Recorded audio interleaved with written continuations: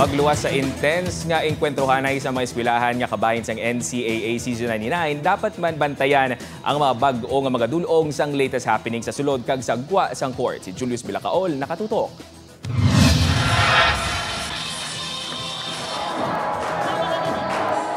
Sa pagbukas ang bagong nga season sang National Collegiate Athletic Association o kon NCAA,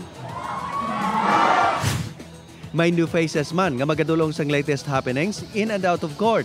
Ang mga bago nga NCAA Season 99 courtside reporter. Via Zoom, gin-welcome sila ni GMA Senior Vice President, kag head sang GMA Integrated News, Synergy and Regional TV, Oliver Victor B. Amoroso. Kaupod sa day NCAA hosts Anton Rojas, Martin Coach Hammer Antonio, kag Martin Javier. So we are officially welcoming you as one of the newest courtside reporters of the NCAA Season 99. Hello mga kapuso! Kalagip sa newest CSRs, ang kilala nga palaban sa Running Man Philippines, ang multi-talented artist-student reporter nga si Lexi Gonzalez. What's up mga kapuso? From Hearts on Ice to Hardcourt naman, ang cutie singer reporter sang Alabang nga si Hannah Argelies. Beauty and Brains man ang iban pa nga newest CSRs nga mga dance lister sa ilang mga eskwelahan. Ang pretty and charming student reporter sa Caloocan City nga si Glycel Angalpo.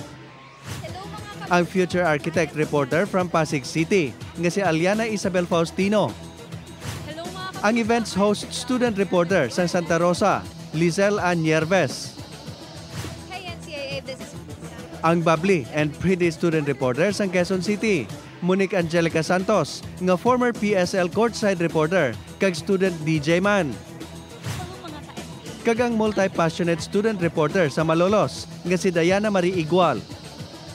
Hi mga kapuso, TV and print ad model, kag Miss Polo Philippines 2019 naman ang beauty queen reporter sa Valenzuela City, Arlav De Jesus. Hi mga kapuso, ako po si Christine. Magabalik man for this season, Sanday Christine San Agustin, Julia May Ong, Fatima Faye Reyes, kag Stephanie Benito.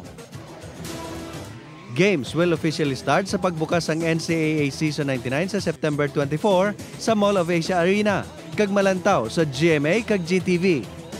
Julius Bilacaol para sa GMA Regional TV, Early Edition.